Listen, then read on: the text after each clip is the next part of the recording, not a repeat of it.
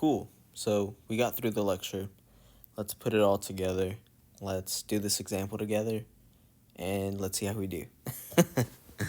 So, um, let's write down our main equation that we're trying to solve for. So the question asks, determine the maximum tensile and compressive bending stress in the beam if it is subjected to a moment of m is equal to 4 kip feet. Cool. So they give us a moment. That's cool. So our stress equation is going to be sigma is equal to negative my over I. Cool. And let me redraw this shape. Cool. I think I have all the dimensions here. So we have our m. That's a check. We have our n. We're missing our y, and we're missing our I. So let's try to solve for those. So I'm going to start by solving for what our y is. So our y, let's assume whenever we're solving for y for an irregular shape, what I like to do is I like to establish a datum, which means a reference line to where we're gonna solve this y from.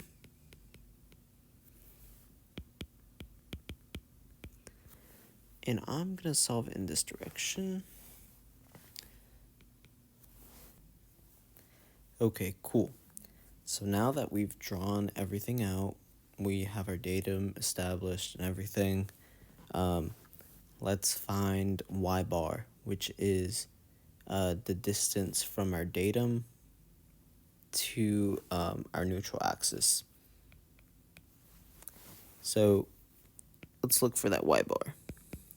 And to solve for y bar, it's basically going to be a sum of averages. So it's going to be the summation of the areas times the distances from the datum to their centroid, which is going to be that y, over the summation of their areas.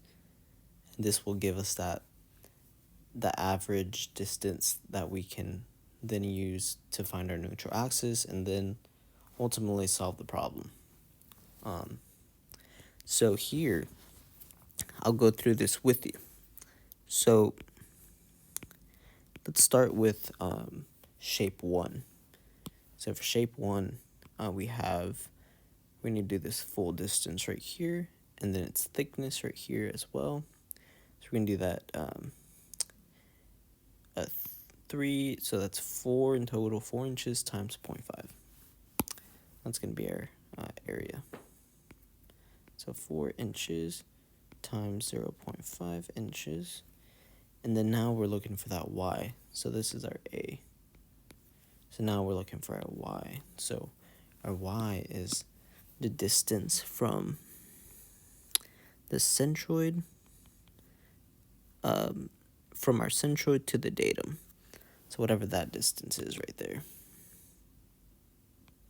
So that distance is going to be basically half of our thickness, right? Because if they want the distance from the datum to the centroid, then yeah, that would have to be half of that.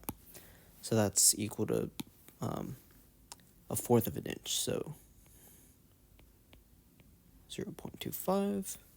That'd be our y. So that would be for our section 1. That would be for our section 1. So now we have to do this for every other section. So let's do section 2. So plus.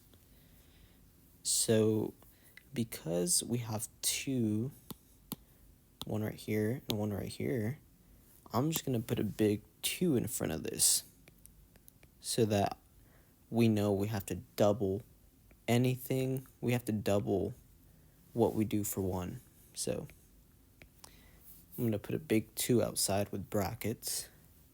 So now let's look for the area of 1 one of those sections. So here we have the 3 inches, and then we have the 0.5 inches. So that's going to be our area.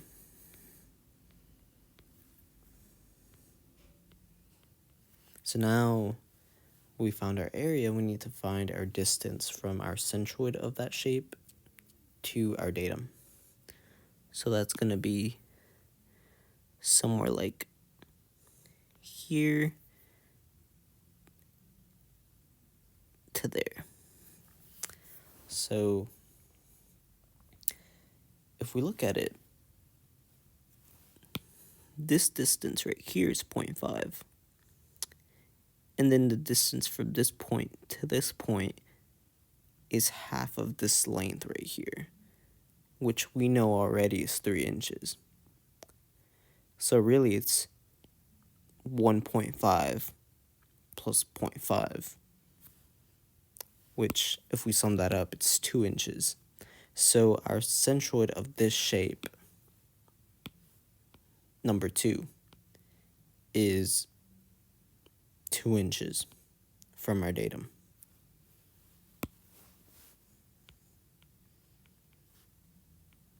And we're multiplying it by 2 because we have 2 identical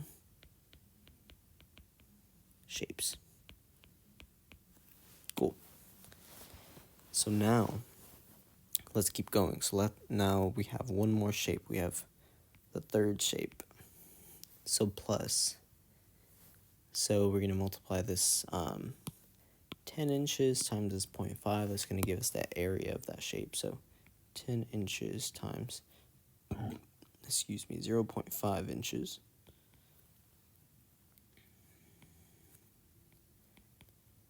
Now we have to find that y distance, the distance from the centroid. So let's say that's here. And find that distance from the centroid all the way up to the datum.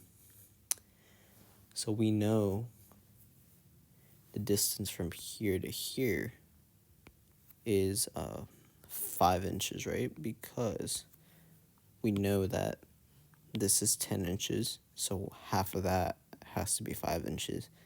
And we know this is 0.5 inches. So that total distance should be 5.5 inches to the datum from our reference point. So that's that first row. So now we have to divide all that by the sum of the areas. So what I like to do when I have it written like this is I just copy down the areas from here, just so I don't have to redo everything. So here I'm just going to put 4 inches times the 0.5 inches. And remember, this is the sum of the areas, not including that y distance. So plus double of that 3 inches times 0.5 inches plus that 10 inches times 0.5 inches. Cool. So let's solve for that distance there. Let's pull out that good old calculator and solve that. So 4 times 0.5 times 0.25. Pause the video and try to see if you can get the same answer.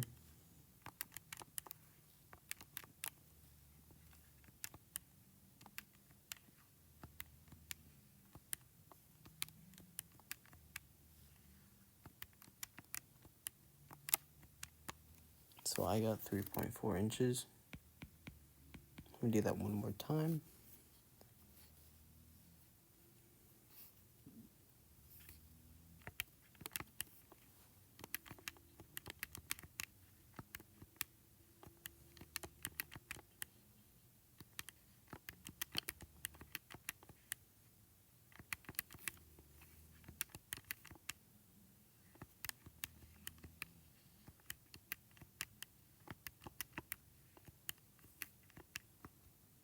Cool.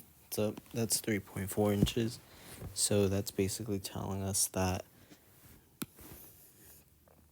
the centroid of the shape lies 3.4 inches from that datum point. So if I were to draw this imaginary line right here, neutral axis, that would mean that this y bar is equal to 3.4 inches. Cool. So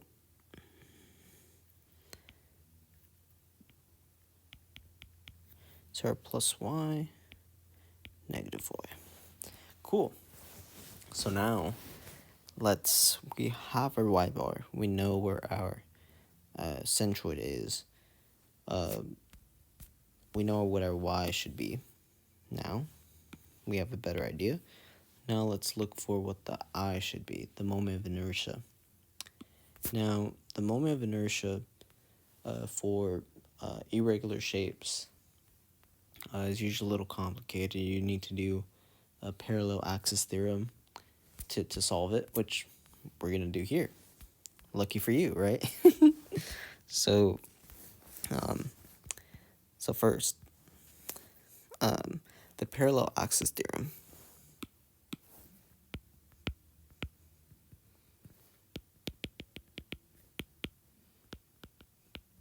This is the equation for the moment of inertia when we apply this parallel axis theorem. So I is equal to, so the I plus times d squared. And I'll explain this more in detail, because right now that kind of looks a little confusing. But I'll explain it. So the area is the same, the d is the same too. We basically want to break this up into the shapes that we already have broken them into. So for example, let's do a table real quick. So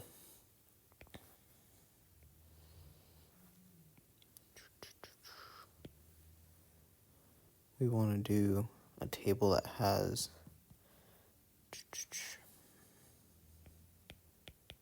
section. We want to do a section. We want to do I. We want to do A. We want to do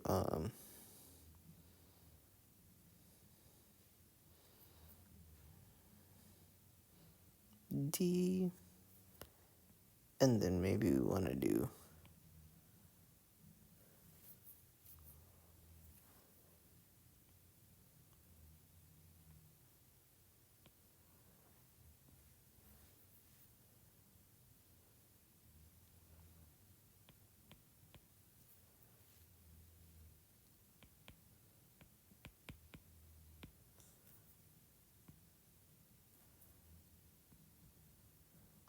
let's split it up like this.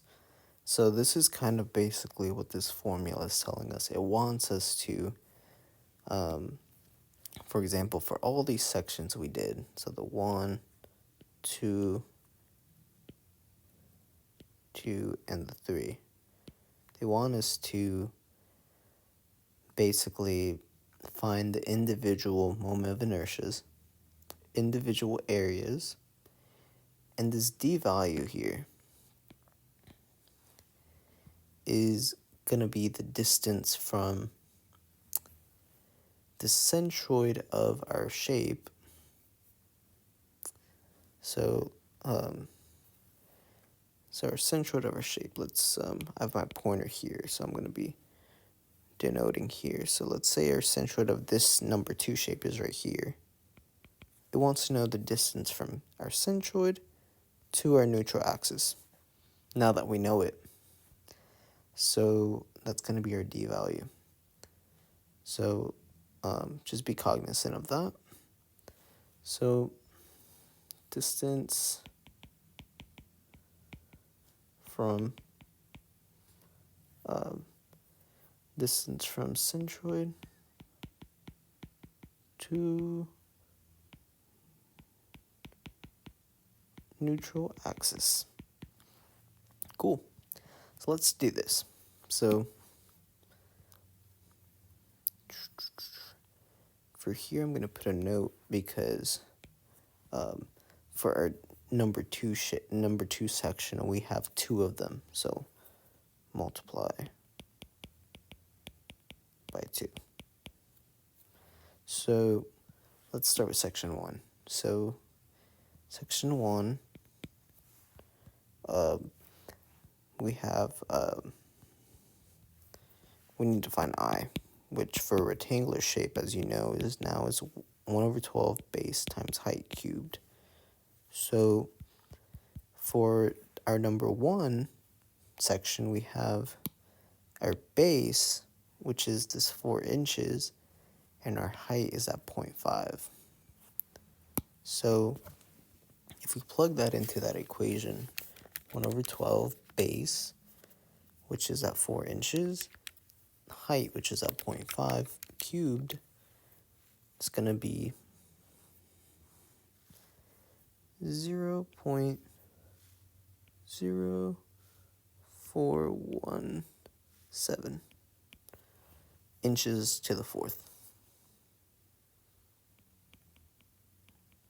Cool. So now our area is going to be that 4 inches times that 0.5, which is going to be 2 inches squared. Now, our distance from, I'm going to put this in purple now. So our distance from our centroid of our section 1 to our neutral axis, well, that's just going to be, so if this whole distance from our neutral axis to our datum we solved as 3.4 inches, then our distance from the centroid of section 1 to our neutral axis is just going to be that 3.4 minus, so it's going to be this distance minus half of that 0.5. So it's going to be 3.4 minus 0.25, which gives us 3.15 inches.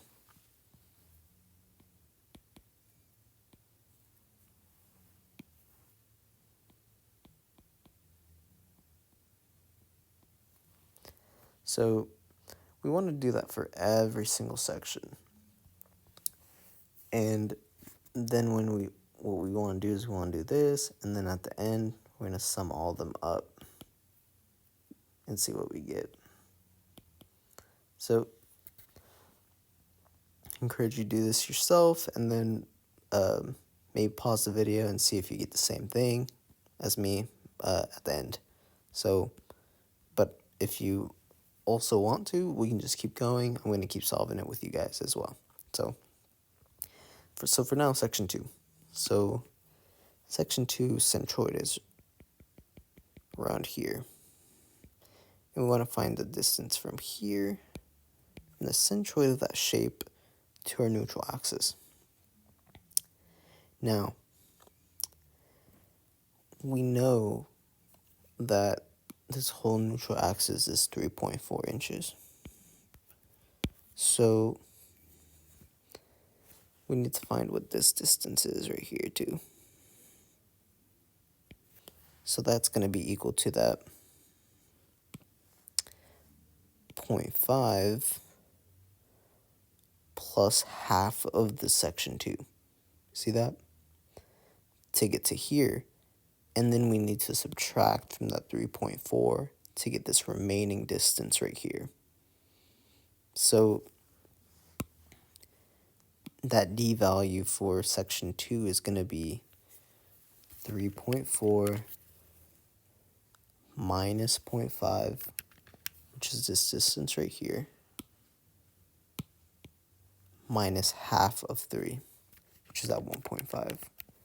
So that's going to equal that 1.4, that difference right here. So I'm going to put 1.4 And right now I'm solving for the d distances since that's kind of the toughest part, and then I can go back and solve for the moment of inertias and the areas after. So now for 3. Now for 3, we have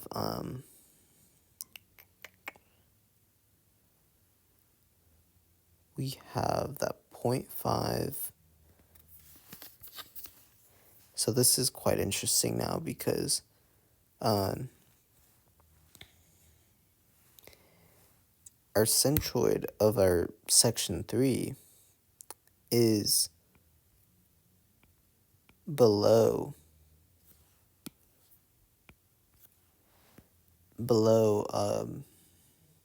our neutral axis line because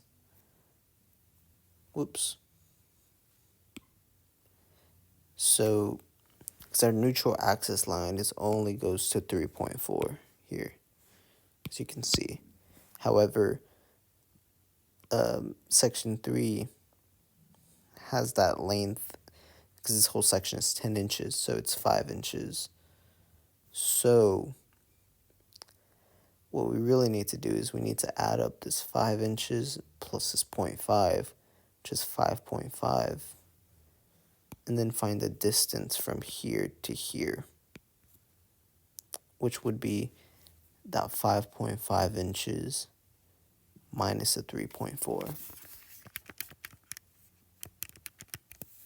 So that's going to be the 2.1.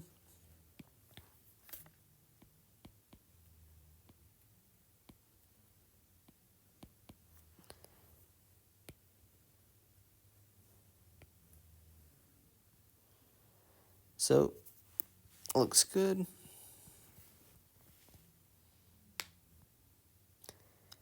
And then, let's solve for those moment of inertias now. So for section 2, it's going to be the 1 over 12 base, which is that 0.5, times the height is 3 inches. So 1 over 12 base, which is 0.5, height is 3 cubed. So that's 1.125.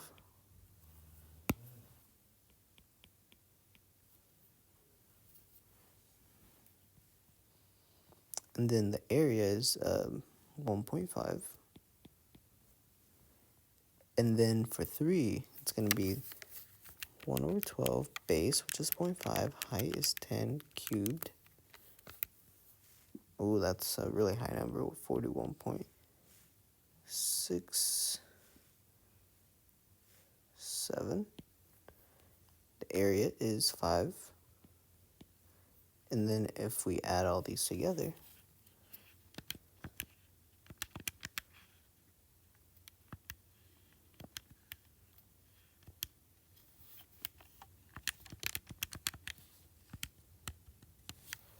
this is 19.89.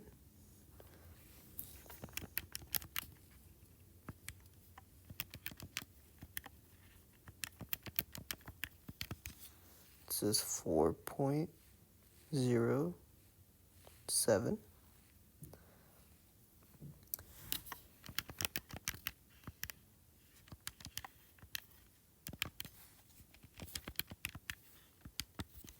This is 63.72.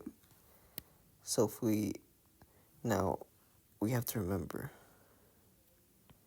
this 4.07 is for 1. So if we do times 2,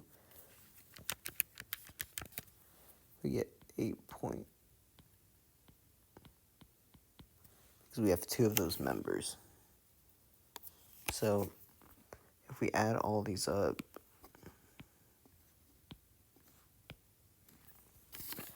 we get 19.89 plus 8.14 plus 63.72. We get 91.75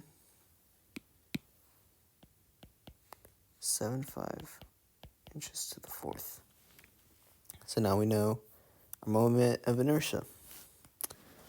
So we have all the things we need now. So let's redraw our section. So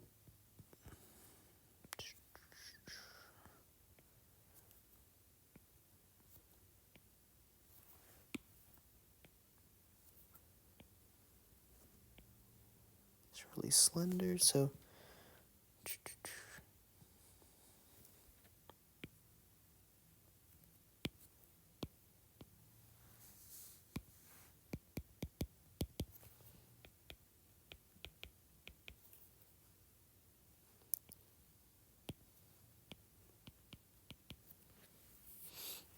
we know our neutral axis is, so let me see, 3.5.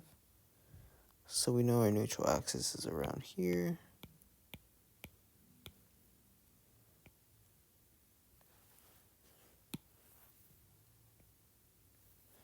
And we know that our neutral axis is 3.4 inches away, like that, from the top. And we know that our neutral axis, I should make the neutral axis red. We know that there's a positive y and a negative y. And so the question is asking for maximum tensile and compressive stresses. So we know that we have a positive moment, so M is equal to positive 4 kip feet.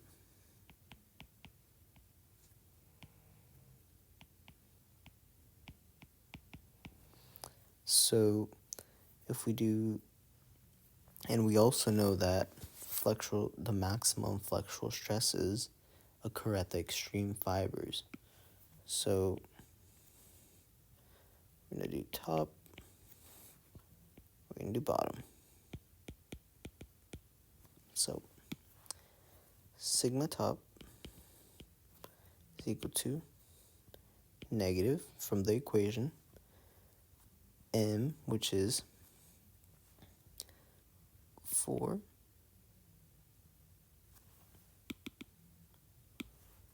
kip feet, and then but we want to convert all this to inches, so 1 foot over 12 inches. So that's the moment times the y.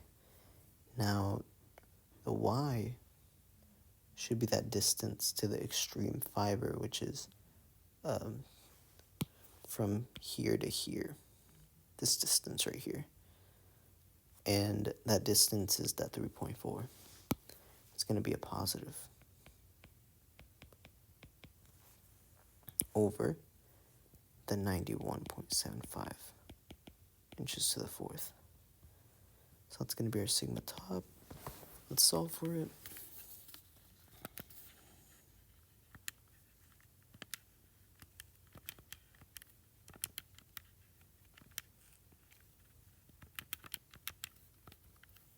That's going to be negative 1.78 KSI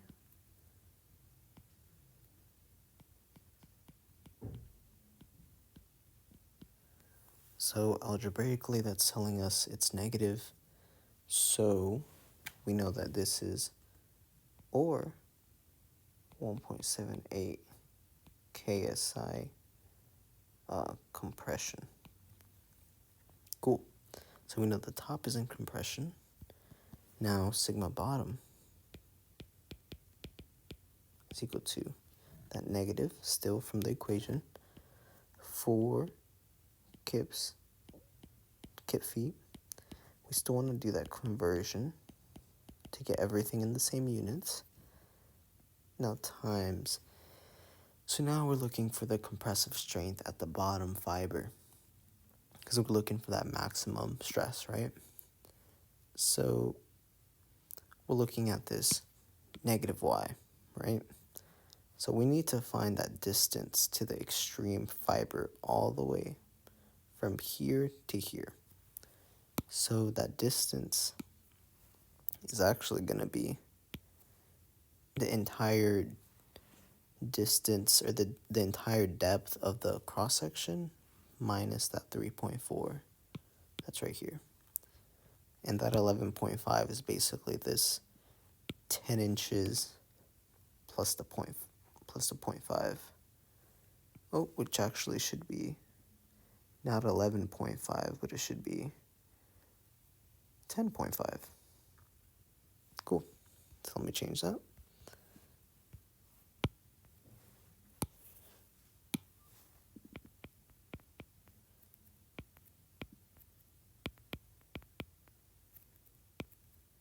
So that 10.5 minus that 3.4 is going to be 7.1 inches.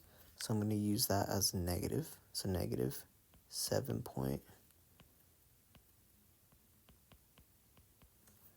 over